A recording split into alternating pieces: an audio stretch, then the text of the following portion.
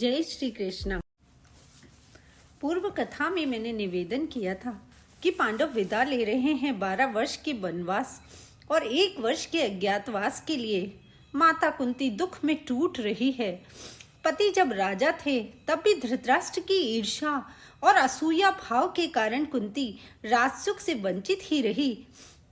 अरण्य में बरसों रही, वहीं पांडु की असमय मृत्यु हुई। पुत्रों की शिक्षा के बाद फिर प्राण बचाने के लिए, लाक्षागृह से बचने के लिए अनेकों वर्षों तक वनवास का दुख भोगा। याज्ञसेनी के वधु बनकर आने से राज्य लक्ष्मी प्रसन्न हुई थी। इंद्रप्रस्थ पाकर मां कुंती को लगा था कि अब पुत्रों के साथ सुख के दिन बीतेंगे, लेकिन 12 वर्षों के वनवास के बाद अज्ञातवास, क्या मेरे जीवन में राजा दशरथ की तरह पुत्र मुख न देखने के कारण ही प्राण त्यागने की घटना घटित होगी? इधर द्रौपदी अपने 5 पुत्रों के लिए चिंतित थी। कैसे रहूंगी पुत्रों के बिना 13 वर्ष तक? कनिष्ठ पुत्र तो अभी स्तनपान भी करता है, साथ ले जाने का कोई उपाय नहीं है। सुभद्रा के पास छोड़ दिया। सब द्वारकाधीश के साथ द्वारिका में मामा के पास रहेंगे। माता कुंती ने जाती हुई द्रौपदी से कहा, पुत्री, तुम सती साध्वी हो, विद्यावती हो। अपने सुसंस्कार से तुमने हमारे कुल को उज्जवल किया है, लेकिन हस्तिनापुर की घटना पर मेरे पुत्रों के प्रति अपने दुख और मान के कारण उपेक्षा ना दिखाना पुत्री। और मेरा एक और अनुरोध है, कर्ण को क्षमा कर देना पुत्री। उसका दुर्व्यवहार कुसंग के कारण था। बाल्यकाल से मिली उपेक्षा की वजह से ही ऐसा व्यवहार किया, लेकिन मेरा धर्म पुत्र है, उसे क्षमा अवश्य कर देना। कुंती विदुर के भवन में ही रह गई। पुत्रों को बुलाकर कहा, याद रखना, हस्तिनापुर लौटकर अवश्य आना और अपना अधिकार अवश्य पाना। मैं क्षत्रिय माता हूँ, तुम्हें धर्म याद दिलाती रहूंगी। सब चल पड़े, लेकिन ये क्या, हस्तिनापुर के राजपथ पर तो सैकड़ों लोग अनुगामी हो गए। युधिष्ठिर के राजा होने में ही सार्थकता थी। कौरवों का अत्याचार नहीं सहन कर सकते, वन को ही राज बना देंगे। बड़ी समझाइश के बाद नगरवासी लौटे, लेकिन सैकड़ों ब्राह्मण तो लौटने को राजी ही नहीं हुए। कहने लगे कि जहाँ धर्म नहीं वहाँ ब्राह्मणों का जीवन पग पग पर विपन्न होगा। शाम ढलने पर युधिष्ठिर को चिंता सताने लगी, इतने लोगों का भरण पोषण कैसे करूंगा? तभी द्रौपदी ने व्यासदेव के द्वारा अभिमंत्रित मंत्र से सूर्य की आराधना करने की युधिष्ठिर को सलाह दी। सूर्यदेव ने संतुष्ट होकर अक्षय पात्र दिया। कहा, शुद्रार्थ को आहार देना ही सर्वश्रेष्ठ दान है कुंती पुत्र। इस अक्षय पात्र में 12 वर्षों के लिए भोजन है। इसमें पकाने के बाद जब तक द्रौपदी भोजन नहीं करेगी, यह परिपूर्ण रहेगा। द्रौपदी जब अपना भोजन निकाल लेगी, उसके बाद उस दिन का भोजन समाप्त हो जाएगा। हस्तिनापुर की सीमा पर समाप्ति पर ही थी कि देखा, दुशासन और कर्ण रथ पर प्रतीक्षा कर रहे हैं। युधिष्ठिर ने विनम्रता से स्नेह भरे स्वर में कहा, भैया, सारी बातों के लिए क्षमा करना। 13 वर्ष बाद लौटकर हम सब भूल कर फिर एक साथ रह पाएंगे। दुष्ट दुशासन ने अट्टहास करते हुए कहा, दुर्योधन का आदेश है कि आप केवल एक वस्त्र और शस्त्र के सिवा तिनका भी नहीं ले जा सकते। समस्त पांडवों को जांचने के बाद दुशासन ने कड़क कर कहा, याज्ञसेनी, अपने गले के मणिहार, हाथ के कंकण, कर्णफूल निकालकर विवाह मुद्रिका सभी खोल दो। एक वस्त्र पहनकर ही राज्य छोड़ने का आदेश है।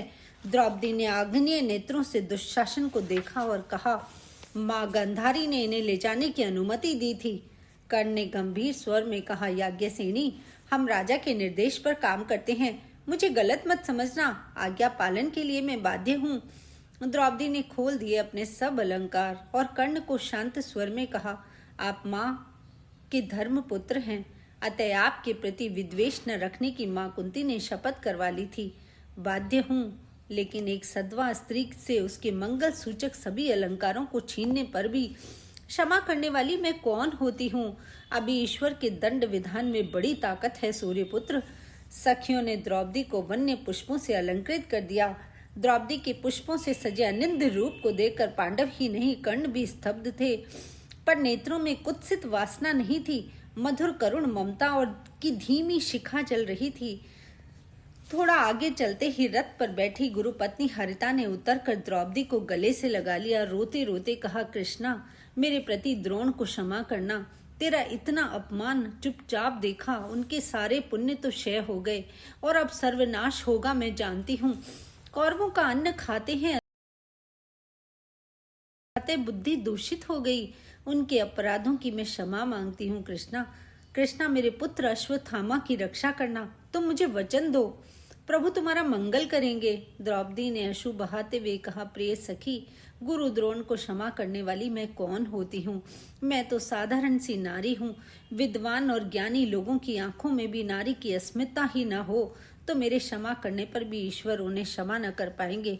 तभी कर्ण पत्नी ऋतुवती ने आकर द्रौपदी के चरण पकड़ लिए, कहा, राजरानी, मैं आपके हृदय की ज्वाला समझती हूँ। मैं भी नारी हूँ, मेरे पति के व्यवहार के लिए क्षमा प्रार्थी हूँ।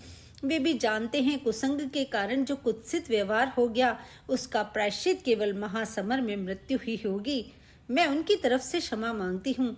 द्रौपदी ने शांत स्वर में कहा, माँ कुंती ने धर्मपुत्र के प्रति विद्वेष न रखने की शपथ ले ली है, अतः निश्चिंत रहो सखी, प्रभु तुम्हारा मंगल करेंगे। तभी कर्ण की आज्ञा से उनकी सहचरी मूल्यवान अलंकार लेकर आई और ऋतुवती ने द्रौपदी को कंकण पहनाने का प्रयास किया। क्रोधित होते हुए द्रौपदी ने तुरंत अपने हाथ खींच लिया। कहा, वनचारिणी को अलंकारों का क्या काम? ऋतुवती ने कहा, मेरे पति कर्ण का निर्देश है कि मैं अपने सारे अलंकार आपको पहना दूं। इस पर राजा दुर्योधन का कोई अधिकार नहीं, ये कर्ण की निजी संपत्ति है। जब उन्हें पता लगा कि दुशासन आपके सब अलंकार निकाल लेगा तो मुझे खबर भेजी कि सारे अलंकार लेकर यहाँ प्रतीक्षा करो। एक दासी बोल पड़ी, हमारे महाराज कर्ण बड़े ही दानवीर हैं राजरानी कृष्णा। द्रौपदी ने शांत स्वर में कहा, राजा कर्ण ने अपने पौरुष से अंगदेश पे विजय प्राप्त नहीं की है। वो राज्य दुर्योधन की दया का दान है, अतः वस्तुतः दुर्योधन की संपत्ति है। मैं कैसे ग्रहण कर सकती हूँ? मेरे लिए उन्होंने कष्ट उठाया, इसके लिए मैं उन्हें धन्यवाद देती हूँ।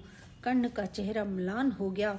खैर, चल पड़े पांडव। गिरी कन्या तंद्रावती के किनारे किनारे आकाश से पर्वतों की नीलिमा और सफेद मेघों की मोटी चादर, प्रकृति की अद्भुत हरितमा देखकर सब मंत्र मुग्ध थे। द्रौपदी ने कहा, इस सुंदर काम्यक वन में चंद्रवती नदी के किनारे ही हम पर्णकुटी बनाकर शांति से रहेंगे।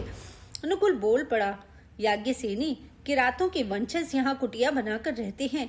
गुरु द्रोण ने कौरवों की रक्षा के लिए गुरु दक्षिणा के बहाने गुरु भक्त एकलव्य का अंगूठा मांग लिया था। उस अपमान से किरात शुद्ध है और समस्त आर्यों को समूल नष्ट करने के लिए प्रयत्नरत हैं।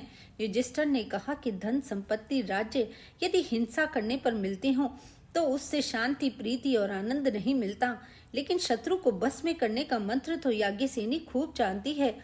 द्रौपदी ने वचन दिया, एकलव्य के साथ जो अन्याय हुआ उसका प्रायश्चित हम करेंगे। उन्हें सख्य बंधन में मैं बांधूंगी। जय श्री कृष्ण।